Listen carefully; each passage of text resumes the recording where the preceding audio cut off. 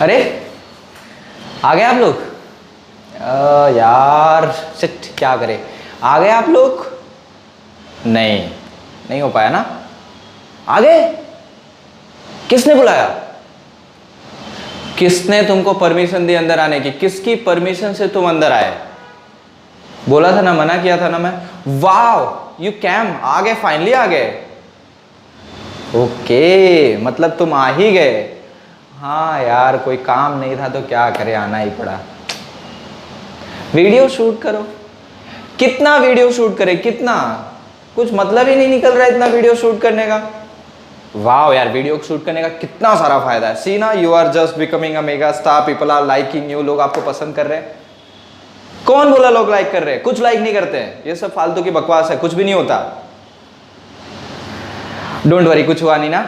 एक गाइस, सब thank you so much for watching English पाठशाला। मैं अरुण तिवारी स्वागत करता हूं आप सभी का आज के इस लेक्चर वीडियो में, जहां पर हम आज सीखने वाले हैं कुछ नया। The reason behind my that intro one, जब मैं आया मैंने ये इंट्रो इसलिए दिया क्योंकि आज का टॉपिक इससे बहुत रिलेटेड है। हम लोगों ने एक्चुअली ये टॉपिक डायरेक्ट इनडायरेक्ट में किया था, बट आई थिंक आप लोग भूल गए होंगे। ठीक है, अच्छा, मैंने जो सेंटेंसेस बोले उसमें आप लोगों ने एक चीज नोटिस की होगी कि अलग अलग एक्सप्रेशंस में बोले हैं, टोन अलग अलग रहा होगा। हमारा टॉपिक भी आज वही है, मतलब हम टोन नहीं करने वाले। चलो अपने वेपन्स के साथ, हथियार के साथ आ जाते हैं और शटर डाउन का भी स्टार्ट ही ओपन करते हैं। शटर को ओपन करते उठाते हैं और देखते हैं आज की पाठशाला में क्या है। कुछ ना कुछ नया तो जरूर है और बहुत इंपॉर्टेंट टॉपिक है, मैं फिर से बता रहा हूं आप लोगों को। जब भी कभी हम अपने अंदर के स्ट्रॉन्ग इमोशंस को व्यक्त करना चाहते हैं ना, बोलना चाहते हैं किसी से, जैसे मैंने कहा बहुत मेहनत की तुमने, यू रियली वर्कड हार्ड। फर्क है दोनों में ना। तुमने मेहनत की, तुमने बहुत मेहनत की। कुछ मेहनत नहीं की, कुछ भी मेहनत नहीं की तुमने। वाओ आई डिड इट, मैंने कर लिया। फर्क है एक्सप्रेशंस में। हर एक्सप्रेशन एक अलग टाइप का जो है मैसेज मीनिंग कन्वे कर रहा है। मैसेज इन द सेंस एक अलग मीनिंग के साथ है। जैसे मैंने कहा wow we did that, so that shows my happiness या सरप्राइज कह सकते हो, दिखाता है मेरा यार शिट, मैंने इतनी मेहनत की फिर भी फेल हो गया। तो ये क्या है? दिस शोज माय सॉरोनेस, मतलब मेरी क्या बोलते हो उसे, निराशा। दैट इज शोइंग माय सॉरोनेस, मेरी जो निराशा बता रहा है। फिर मैं कहता हूं चलो इतना मेहनत करते कोई मतलब तो निकलता नहीं, कोई मतलब नहीं पढ़ने का। Many time you feel that, frustration आ जाता है कभी कभी। कोई मतलब नहीं है, इतने दिन से बोल रहा हूं तुम लोग कुछ कर नहीं रहे हो, अब तो सबको सीधा रिस्ट्रिकेट कर देना। एंगर, मुझे पता है शायद एंगर नहीं निकल रहा, बट आप समझिए कि जब भी अपने अंदर की फीलिंग्स को, अंदर के भावनाओं को जब आप बाहर लाना चाहते हो ना, तो इंग्लिश में एक सेंटेंस उसके लिए यूज में होता है और उस सेंटेंस का नाम है उद्गार वाक्य, हिंदी में बोलते हैं। और इंग्लिश में एनी गेसेस, गेस कर सकते हो? चलो भाई, रेड वाला कहाँ गया? हाँ गेस करो, एनी गेस। 1 2 3 4 5 या नहीं बजा। ओ माय गॉड करेक्ट लगा यार, नहीं बजा ना, छोड़ो, जो बजाना बजा। हमारा क्या है टॉपिक? हमारा आज का क्या है? हमारा टॉपिक आज का उद्गार वाक्य, जिसको इंग्लिश में हम कहते हैं एक्सक्लामेटरी सेंटेंस। ठीक है, हिंदी में आप इसको क्या बोलते हो, इसे रख देता हूं। हिंदी में आप इसे बोलते हो उद्गार वाक्य। मतलब क्या हुआ कि these type of sentences conveys a strong emotions, feelings, आपके अंदर के भावनाओं को व्यक्त करने के लिए। गुस्सा हो, एक्साइटमेंट हो, फ्रस्ट्रेशन हो, बहुत खुशी हो, निराशा हो, दुख हो, किसी भी टाइप के। ये एक्चुअली स्पोकन इंग्लिश में डे टू डे लाइफ में जब हम वर्ड्स, जो सेंटेंसेस लोगों से कन्वर्स करना चाहते हैं, जैसे मैं किसी को बताना चाहता हूँ आप बहुत खुश हो, आके बोलते हो मैंने कर दिया। इंग्लिश में आपने जनरली कहा आई डिड इट, और उसी को ऐसे कहो hurray I did it, wow I did it. फर्क है ना। तो आपकी जो वॉइस मॉड्यूलेशन ऊपर नीचे कर रहे हो, उसमें इन वर्ड्स को जब आप फिट करोगे तो आपकी जो इमोशंस और फीलिंग्स सामने वाले को बताना चाहते हो ना, बहुत अच्छे से जाएंगे। अंदर आ जाओ, just get inside. Get inside बोला ना, गुस्सा। मतलब अगर आपको क्रोध, एंगर दिखाना है तो सामने वाले को दिखना चाहिए सामने वाला गुस्से में है। Of course your facial expression है, बट अगर आप किसी को कन्वे करना चाहते हो तो बोलना भी तो पड़ेगा ना। तो जो एंगर आता है उसको बताने के लिए भी इस टाइप के सेंटेंसेस। कहने का मतलब क्या हुआ, टॉपिक पे आता हूं directly. Exclamatory sentences are such sentences that expresses, that shows strong emotions, feeling, desire. चाहे खुशी हो, दुख हो, आप लिख सकते हो आपको बहुत खुशी हो। Today I am trying my hand on Hindi very much. खुशी है, आपको बहुत दुख है, ठीक है, आप आश्चर्य में हो, बहुत सरप्राइज हो आप, ठीक है, आप निराश हो, ठीक है, या आप बहुत गुस्से में हो। इन सब के लिए आप हैप्पी, ठीक है, दुख, सॉरो, सरप्राइज, निराश हो, सैडनेस, या आप फ्रस्ट्रेशन कह सकते हो एक तरीके से, ठीक है, गुस्से में हो, एंगर में हो। ये सारे वर्ड, ये सारे जब आप फीलिंग्स किसी को बताना चाहते हो, बातें करते हो ना, जनरली नॉर्मल टॉक में किसी से भी बातें करना चाहते हो, तो जिस भी टाइप के आप इमोशंस या फीलिंग्स सामने वाले को बताना चाहते हो, ये सेंटेंस आपकी बहुत मदद करेगा। एक्सक्लेमेटरी सेंटेंसेस, उद्गार वाक्य, ठीक है। अब मैं एक्चुअली इतना टॉपिक तो इंट्रो था कि है क्या, यहाँ पे मैं आज आपको ये पढ़ाने वाला हूँ बहुत इंपॉर्टेंट टॉपिक कि एक्सक्लेमेटरी सेंटेंसेस को आप नॉर्मल सेंटेंस में कैसे बदल सकते हो। नॉर्मल का मतलब होता है डिक्लेरेटिव या असर्टिव सेंटेंस में कैसे बनाओगे। How to change exclamatory sentences to assertive sentence, यानी एक्सक्लेमेटरी सेंटेंस को सिंपल में या सिंपल को एक्सक्लेमेटरी में कैसे बनाएं। एकदम इजी तरीका बता रहा हूं आपको, वीडियो को पूरा देखो, खत्म है ना।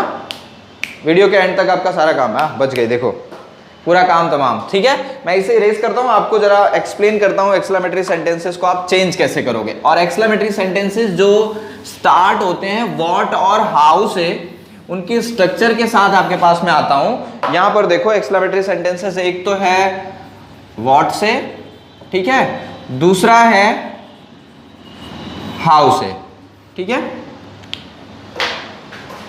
ये व्हाट, ये हाउ, ठीक है। दोनों के डिफरेंसेस अब समझिए। सबसे पहले व्हाट का यूज कहां, अच्छा एक्सक्लेमेटरी सेंटेंसेस आप पहचानोगे कैसे कि कौन सा सेंटेंस एक्सक्लेमेटरी सेंटेंस है, तो मैं यहां लिख देता हूं, ये घंटी बजेगी आपके लिए, this is sine of exclamation, इसको बोलते हैं उद्गार चिन्ह, ठीक है, साइन ऑफ एक्सक्लेमेशन। जिस भी सेंटेंस के एंड में साइन ऑफ एक्सक्लेमेशन या कोई स्पेशल वर्ड लाइक हुर्रे के बाद साइन ऑफ एक्सक्लेमेशन आया तो वो सारे एक्सक्लेमेटरी सेंटेंसेस गिने जाते हैं, ठीक है। यहां इसके स्ट्रक्चर पर आता हूं मैं। पहले तो रूल समझो कि व्हाट कहां पर यूज होता है, हाउ कहां पर यूज होता है, ठीक है। व्हाट आप समझिए जहां पर भी आर्टिकल ए या एन आता है वहां पर व्हाट यूज होता है, और जहां पर कोई आर्टिकल नहीं होता वहां पर हाउ यूज होता है। इसका मतलब क्या हुआ कि ये यूज होता है विथ आर्टिकल, ठीक है, और ये यूज होता है विदाउट आर्टिकल। बिना आर्टिकल वाले सेंटेंसेस को हाउ में चेंज करते हैं या हाउ के लिए यूज होता है। अब एक चीज और ध्यान दीजिए कि जितने भी टॉपिक्स में है एक्सक्लेमेटरी सेंटेंसेस डायरेक्ट इनडायरेक्ट में मैंने एक्सप्लेन किया है, बट वो चेंज करने के लिए था। यहां सेपरेटली इसको करने का मतलब ये है कि ये सेपरेटली भी पूछा जाता है, और ये सिर्फ 6, 7, 8 की बात नहीं है, ये 11th 12th सारी कॉम्पिटिटिव एग्जाम्स में एक्सक्लेमेटरी सेंटेंसेस को चेंज करने के लिए पूछा जाता है कि for change the following sentences into exclamatory और change the following exclamatory sentences into assertive, यानी वाइस वर्सा। एक्सक्लेमेटरी से असर्टिव और असर्टिव से एक्सक्लेमेटरी कैसे चेंज करेंगे इस वीडियो के एंड तक आपको पता चल जाएगा, ठीक है। सो पता, अब पहला यूज आपको पता चल गया कि कहां पर व्हाट है, कहां पर हाउ। आर्टिकल होगा तो व्हाट, आर्टिकल नहीं होगा तो हाउ। अब चलो दूसरे टॉपिक पे आते हैं। इसकी जरा रचना देखते हैं, रचना इन द सेंस स्ट्रक्चर, वाक्य रचना जो इसकी है वो देखते हैं। हमारा वाक्य रचना में सबसे पहले हमारे पास इसमें क्या आता है, सेंटेंस की स्टार्टिंग में ही होगा व्हाट या हाउ। तो सबसे पहले हम क्या लिखेंगे, व्हाट, ठीक है। उसके बाद हमारा आर्टिकल जो होगा वो, ठीक है। उसके बाद जो हमारा एडजेक्टिव के साथ एडजेक्टिव नाउन कॉलोकेशन होगा, कॉलोकेशन उसका टॉपिक अलग से आएगा, कॉलोकेशन का क्या होता है, एडजेक्टिव नाउन कॉलोकेशन, या सिंपल समझिए एडजेक्टिव जो होगा विशेषण, ठीक है, जो विशेषण होगा यहां पर वो होगा, ठीक है। उसके बाद आपका कर्ता जिसको आप क्या बोलते हो, सब्जेक्ट, इसको थोड़ा इरेज करते हैं, सब्जेक्ट। उसके बाद आपकी सहायक क्रिया जिसको आप बोलते हो हेल्पिंग वर्ब, वो आएगी, और लास्ट में जो आपका सेंटेंस बचा होगा वो आएगा। समझे आप, इतना ही है, व्हाट, उसके बाद आपका आर्टिकल ए या एन, दैट डिपेंड्स। ए कहां पर आता है, एन कहां पर आता है, वो ध्यान आपको पता है। एन कहां पर आएगा, ए ई आई ओ यू, सारे वॉवेल्स के साथ, हिंदी में बोलते हैं स्वर, ए ई आई ओ यू, ये 5 के साथ एन आता है, बाकी सभी के साथ ए आता है। इसके जो आर्टिकल के टॉपिक हैं, आर्टिकल ए एन और द का यूज कहां होता है, वो वीडियो भी है, आप उसको जरूर देखिए, कहां पर द यूज होता है, कहां पर वो आर्टिकल का मैटर है। यहां पर आप ध्यान रखिए कि आर्टिकल होगा तो व्हाट आएगा, आर्टिकल नहीं होगा तो हाउ आएगा। अच्छा, अब इसी को मैं हाउ के स्ट्रक्चर में अगर ले जाऊं तो ये पूरा स्ट्रक्चर सेम आ जाएगा, सिर्फ एक ही चीज का फर्क है, ये नहीं होगा बस। इसका मतलब क्या हुआ कि यहां स्टार्टिंग में होगा आपके लिए हाउ, हाउ के बाद यहां पर आर्टिकल नहीं होगा, इसका मतलब है कि आपके पास होगा एडजेक्टिव, उसके साथ जो भी कॉलोकेशन होगा ये, यानी यहां पर हो गया आपका विशेषण, ठीक है। उसके बाद आ गया आपका सब्जेक्ट जिसको आप बोलते हैं कर्ता, ठीक है। उसके बाद आपका आ गया सहायक क्रिया जिसको आप बोलते हैं हेल्पिंग वर्ब, ठीक है। और उसके बाद बचा हुआ सेंटेंस। एक चीज हम भूल गए बहुत इंपॉर्टेंट, और वो है साइन ऑफ एक्सक्लेमेशन, और वही चीज यहां पर आएगी। ये हो गया हमारा एक्सक्लेमेटरी सेंटेंसेस, ठीक है। स्ट्रक्चर हुआ, ध्यान रखिए एक्सक्लेमेटरी सेंटेंसेस कैसे बनाते हैं, ठीक है। जैसे एक सेंटेंस में लिखता हूं यहां पे एग्जांपल के लिए कि he is a smart player, ठीक है, he is a smart player. Article है, आर्टिकल है तो इसको क्या करेंगे हम, क्या यूज करेंगे, व्हाट, वेरी गुड। सो हम स्ट्रक्चर पे जाते हैं, सबसे पहले क्या लेंगे, व्हाट, ठीक है। उसके बाद दूसरा क्या लेंगे हम लोग, क्या लिखा है हमने, आर्टिकल, आर्टिकल क्या लिखा है, अ। उसके बाद क्या लिखा है मैंने, विशेषण, विशेषण क्या है, और मैंने बोला जो कॉलोकेशन होगा एडजेक्टिव के साथ नाउन का, वो लेना पड़ेगा, like interesting story, smart player. अगर कोई कॉलोकेशन है यानी एडजेक्टिव नाउन साथ में है तो उसको आगे रख सकते हैं, खाली एडजेक्टिव है तो खाली एडजेक्टिव रख दो, जैसे यहाँ स्मार्ट प्लेयर साथ में है, ठीक है। तो इसे क्या लिखेंगे, स्मार्ट प्लेयर, तो क्या बना, व्हाट अ स्मार्ट प्लेयर, हो गया एडजेक्टिव। उसके बाद आते हैं कर्ता, कर्ता हमारा कौन है, कर्ता मतलब जो वाक्य को करता है, दैट मीन्स सब्जेक्ट स्टार्टिंग में होगा, वो क्या है हमारा, ही। उसके बाद हमारी सहायक क्रिया प्रेजेंट के हिसाब से क्या है, इज, और लास्ट में साइन ऑफ एक्सक्लेमेशन। सी बन गया, what a smart player he is, simple, simple था। असर्टिव सेंटेंस जो था वो था he is a smart player, और उसका एक्सक्लेमेटरी बन गया हाउ, सॉरी आर्टिकल था ना, what a smart player he is, ठीक है। जैसे यहां एक एग्जाम्पल लिखता हूं, सी इज वेरी प्रिटी, या सी इज वेरी क्यूट, लो बस इतना, ये सिंपल हमारा सेंटेंस हुआ, ठीक है। अब इसमें आर्टिकल है क्या, नहीं है ना, तो अब इसमें आर्टिकल नहीं है तो मैं क्या यूज करूंगा, व्हाट यूज नहीं कर सकता, ध्यान रखना। आर्टिकल है तो ही व्हाट आएगा, नहीं है तो नहीं आएगा। तो यहां क्या आएगा, सबसे पहले पूरी स्ट्रक्चर सेम है, खाली आर्टिकल का चेंज है, बाकी कुछ भी नहीं है। सो सबसे पहले ही, उसके बाद क्या आएगा हमारा, व्हाट और हाउ के बाद क्या आता है, एडजेक्टिव, और वो क्या हमारा एडजेक्टिव, वेरी, और ऐसे जितने भी वर्ड हैं, वेरी, रियली, इंडीड, सब हट जाएंगे, उनकी जगह पे हमारा एडजेक्टिव आ गया। देखो यहाँ पे कोई कॉलोकेशन नहीं था, सिर्फ एडजेक्टिव था तो हमने वो लिख दिया। सो हाउ क्यूट, उसके बाद सब्जेक्ट क्या है, सी, और उसके बाद हमारी सहायक क्रिया हेल्पिंग वर्ब है इज, हो गया, बन गया। सी, इतना सही है, कुछ भी नहीं है। व्हाट हुआ, क्या यूज करोगे, आर्टिकल हुआ तो व्हाट, और आर्टिकल नहीं हुआ तो हाउ। यूज कहां पर होते हैं ये सारे सेंटेंसेस, ऐसे वाक्य जब आप बोलना चाहो जहां पर आप अपने अंदर की फीलिंग्स, गुस्सा, खुशी, दुख, आश्चर्य, सरप्राइज, फ्रस्ट्रेशन, ये सब व्यक्त करना चाहते हो ना सामने वाले को, तो वहां पर एक्सक्लेमेटरी सेंटेंसेस यूज होते हैं जिनका नाम है उद्गार वाक्य। एग्जाम में भी आता है, आप इसको चेंज करना देख ही गए होंगे कैसे चेंज होता है, स्ट्रक्चर आपने देखा कैसे चेंज होता है, बस जहां पर स्ट्रक्चर है उसकी पोजीशनिंग पे रख डालो, बाकी कुछ करना ही नहीं है, स्टिक टू द टॉपिक, ठीक है। सो आई थिंक कैसे असर्टिव से एक्सक्लेमेटरी करते हैं और एक्सक्लेमेटरी से असर्टिव कैसे करते हैं उसके लिए अलग वीडियो बनाता हूं मैं, ठीक है।